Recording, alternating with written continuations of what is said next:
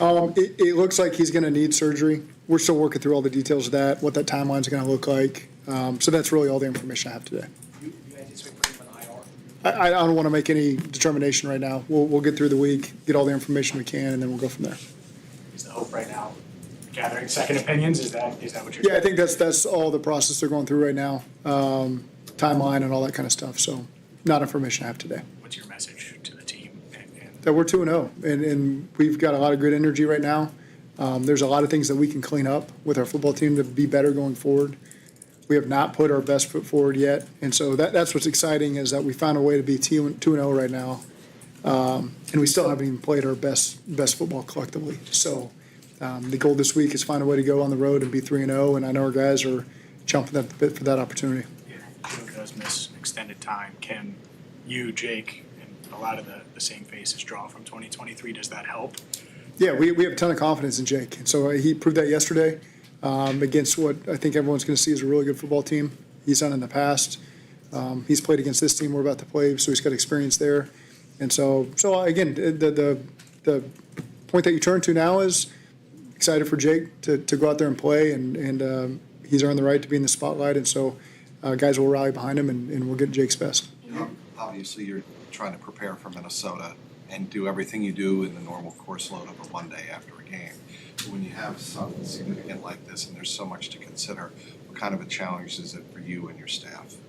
It's just part of the process for us. You know, there's always some form of adversity you're gonna face, and it's how do you respond to it. And so again, it's there's not a lot we can do right now for Joe. You know, other than I feel terrible for him because he's put in all the work, and so for him to have to go through this is the worst part of it. But as a football team, we just got to continue to move forward, and that's what these guys are going to do. And so again, there's not a lot that takes up my time if that's what you're asking in terms of today. We're ready to move on to Minnesota and find a way to get after these guys. In your conversations with Joe, how is he? What type of spirits is he in? Well, it's hard for me to answer. You know, it's always disappointing when you have to go through this, but my experience with Joe is he's always been upbeat and handle it the best that he can given the circumstances. I think that's always how he looks at it. But again, he can probably at some point answer that better than I can. Is there any possibility of bringing in somebody else to that room designed to maybe eventually challenge Jake, or is it you guys are riding with Jake all year? That's the plan. I feel very confident in Jake. I think Jake has proven his caliber in this league, and that he can help us win football games and contend for all the things that we want to contend for. With that being said, we're always open to bringing in other people at this point. We got two quarterbacks sitting in this room, and so I'm sure we'll turn over a lot of rocks trying to find another guy. I didn't have any definitive timeline or anything like that, but is there still at least hope in the building that Joe could be back at some point? Yeah, I don't want to say anything that I can't fully answer right now. Shamar, doubtful for this week. He's got an ankle sprain. Again, we'll accumulate more information today, tomorrow as it goes, but doubtful for this week. Any other injuries that you picked up over the course? Not as of right now. Yep.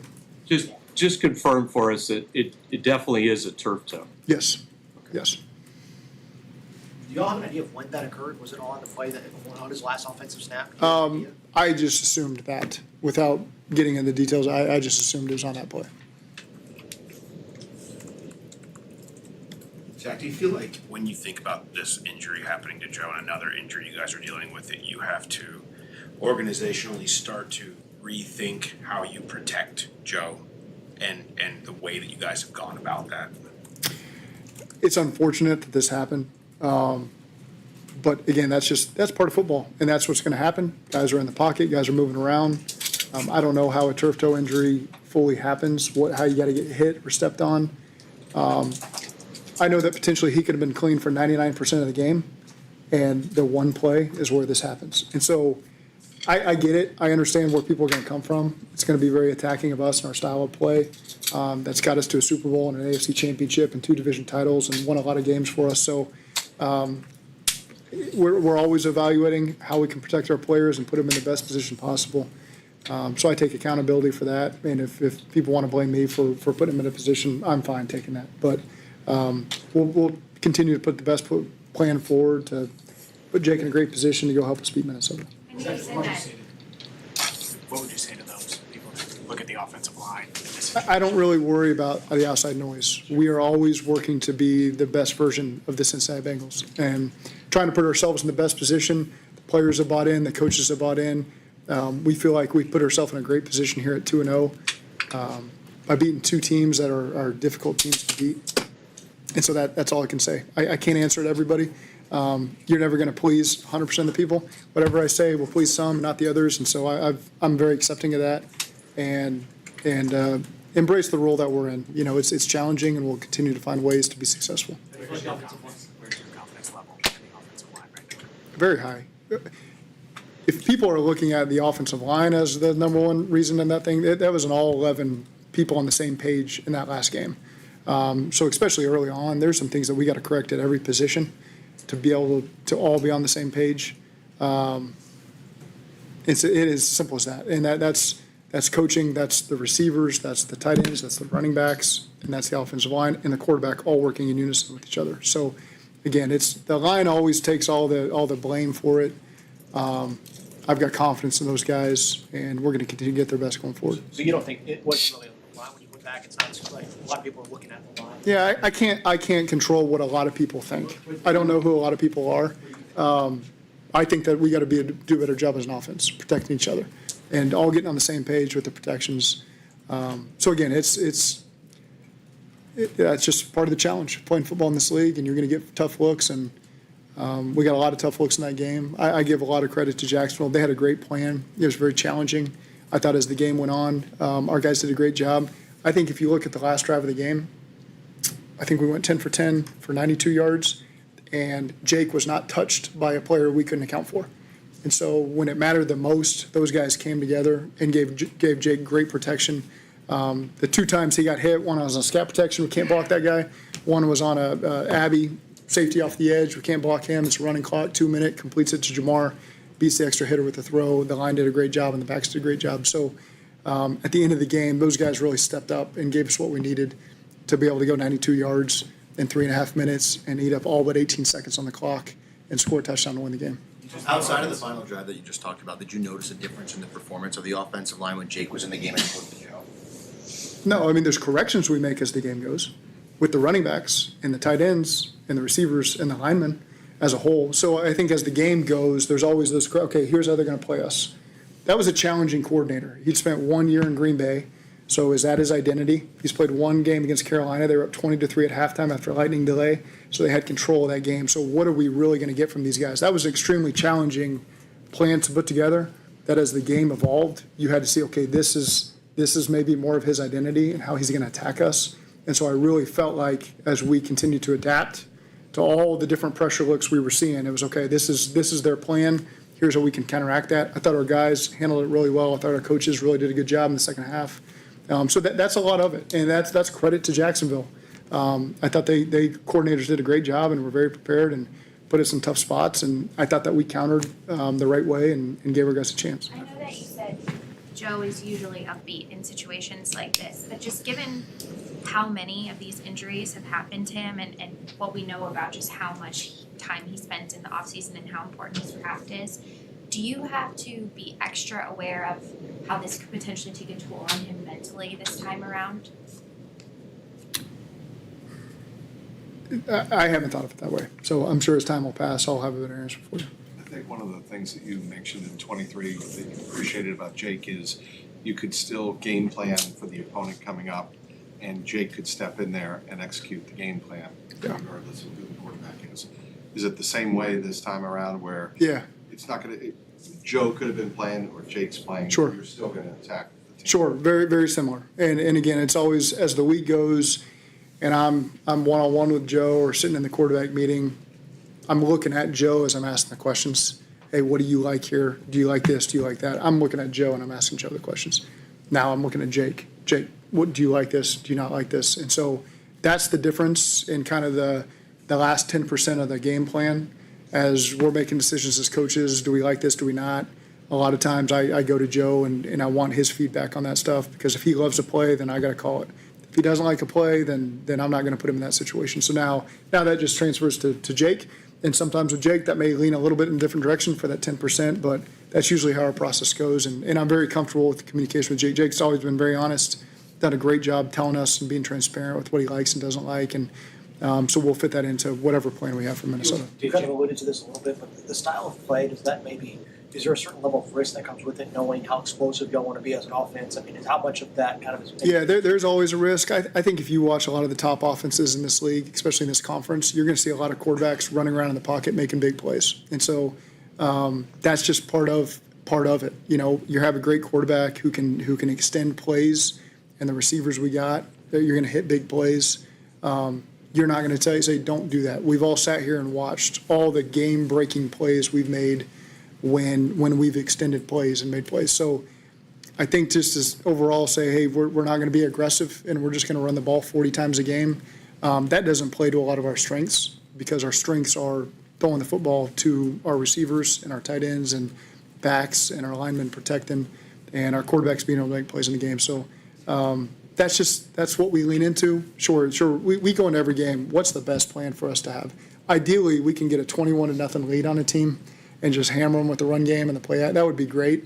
That's just not how it's really played out for us yet. And so maybe someday we'll get to that point and we can really lean on that and have a different identity for that week. But we're going to do whatever it takes to win the game. Did you notice a difference in Jacksonville's defense when you went back and watched from what they did when Joe was in versus after the fact when Jake was in at quarterback? No differences. No, I'd say a lot of the same thing. I mean, the correction tape we made today was a lot of the same things that showed up. I mean, they had a lot that they gave us.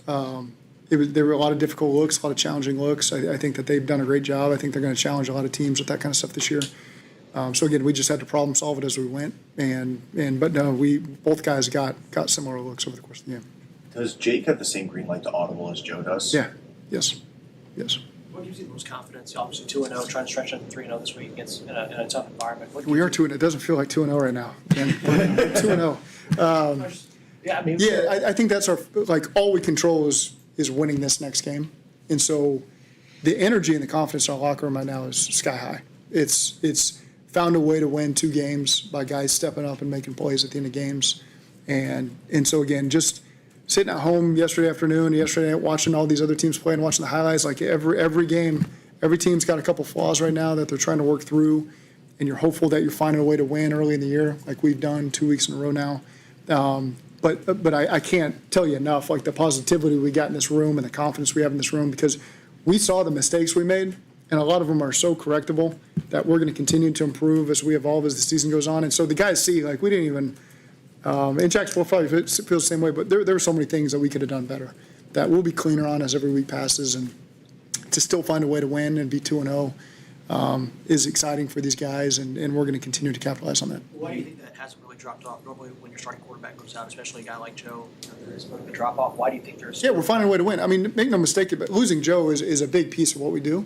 But we have to we still play a game in 6 days. That doesn't change. And so continue to capitalize on the great things that we're doing as a team and the feeling that we got and the work that the guys have put in. And so, again, Jake's the next man up, and we got a lot of confidence in him. And guys are going to continue to step up and carry the load. And I'm just excited to watch this team continue to compete, because when you're in the locker room post-game, you're in the meeting we're in just now, you would have a lot of confidence in this team to go on the road and find a way to get a win and be 3-0, and then we'll focus on whatever the next opponent is. We've had announced that J.J. McCarthy is going to be out this week, so I assume Carson Wentz would start. Just your reaction to I mean, Carson's had a lot of success in this league.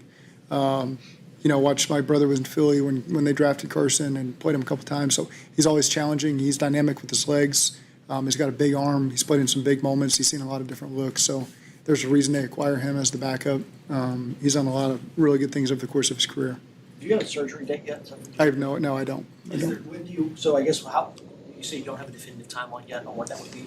Yeah. Would y'all get a sense of when you would get a timeline on when you could potentially be back? I think in the next couple of days. I think we're always going to be slow to give a timeline, because that's years of experience sitting up here talking. I just, good or bad, you learn your lessons there. So I'll always be protective of that, whatever direction it were to go. But again, one thing I know about Joe is, like, he's going to do everything he can to attack a rehab process if he gets to that point. And so, again, I don't know what a toe rehab looks like, but I know that Joe's going to get everything he's got. He's going to do everything he can to get on the field for it. I got full confidence in that. So, again, I'm not trying to just be vague with the timeline that I'm unsure of. I also know I've stuck my foot in my mouth in years past by giving that, but we'll get the surgery date nailed down if he's gonna do that and move forward with all the information we can have. Is there I can make the urgency argument to do it quickly, to figure out I that think, quickly, to make sure? I'm not a if there's doctor, chance he I'm not a can- trainer. I think there's reasons why it wouldn't be done at this moment. You know, there's a couple day process there of how they'd have to sort that out. So I think that's why. Yeah, of course, I'm sure Joe would love to do it at the earliest point, but we'll continue to work through that. Sorry, I don't mean to talk about the defense. but, I'm ready for anything you got for me, Jeff. Give it to me. The fans were awesome. Is that what you were about to ask me? Yeah, they set the standard day one. No, but you can make the argument you're 2-0 because of the defense. And Sure. is there anybody who you think's leading that charge, and is there anything that surprised you that, in the last couple of games with them? No, I think the defense, these turnovers they keep getting for us are huge because they're momentum killers for the other team, especially when you get a red zone pick like Dak's got. That just changes the whole momentum of the game because it's really takes 7 off the board potentially for them. Worst case scenario 3 or best case scenario 3. Takes that off the board for them, is a momentum crusher, gives us a lot of energy on the sidelines, gives our fans, especially at home, a lot of energy.